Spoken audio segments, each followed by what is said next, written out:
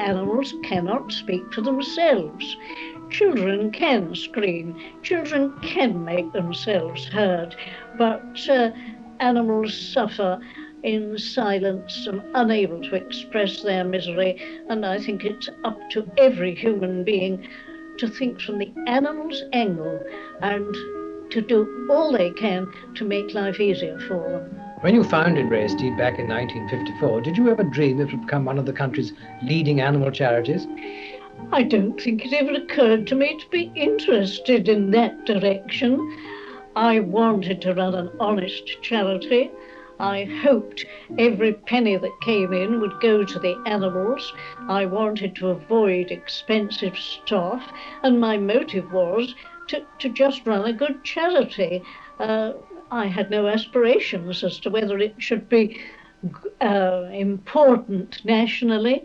It has just grown, and it's happened to develop along the lines it has.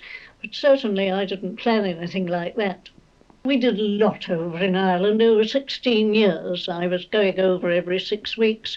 We bought a farm to which we received the ill animals of the travelling people. And then we bought a very fully equipped ambulance and a properly paid veterinary surgeon. And he travelled miles of the south of Ireland, visiting the various camps and helping with their animals and advising them. And that work has continued. We ultimately got 28 veterinary surgeons who were doing the work for us. We were paying them for a very long time, but gradually the travelling people have learnt the advantages of veterinary help and have followed it up most satisfactorily. Well, we didn't only deal with the animals over there, we also dealt with the children. And Sister Colette started schools with a little help from us, and gradually I was very interested to know how we were progressing, and so recently we went back to Ireland, and it was such a joy to see that the children's schools had increased, that the children were now enjoying being taught. Those of my work for many years back were now almost adult and were being trained in dressmaking, the girls, and in all sorts of mechanical work, the boys. It's a great joy to see that they are now accepted in the factories, accepted in the shops, and the girls in the workrooms, and the work has progressed, and there is a good deal of satisfaction to see how we've improved in the animal work and improved in education and done something in the last 20 years in Ireland that I never dreamt we were going to be able to succeed in doing.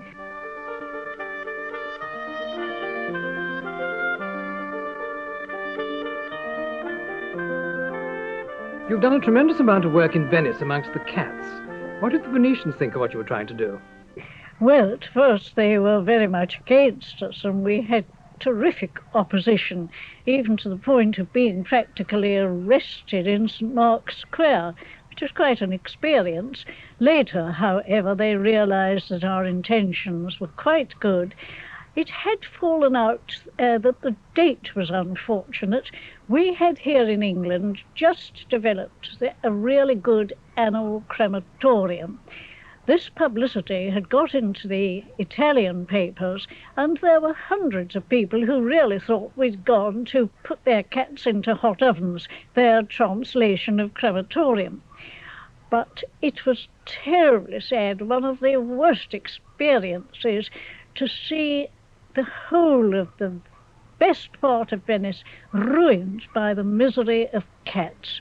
I never shall forget one that had such bad influenza that it was lying by the side of its food, unable to smell it or see it.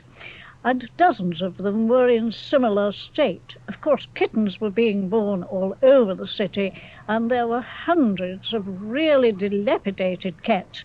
And what should we do about it? Well, I endeavoured to get several vets interested in what we were doing.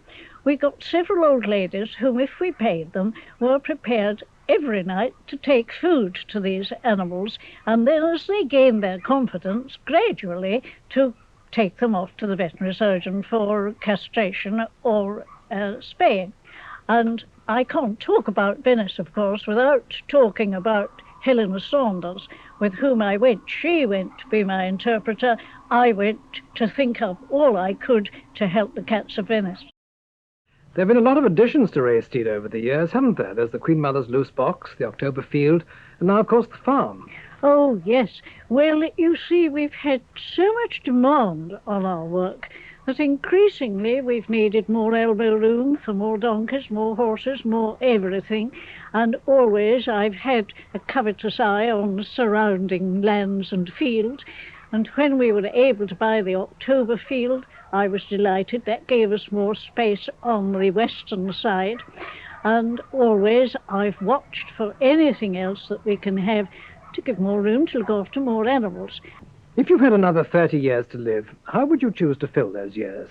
Well, I would continue working primarily for animals, my theory being that children can scream, but animals cannot express what they're suffering.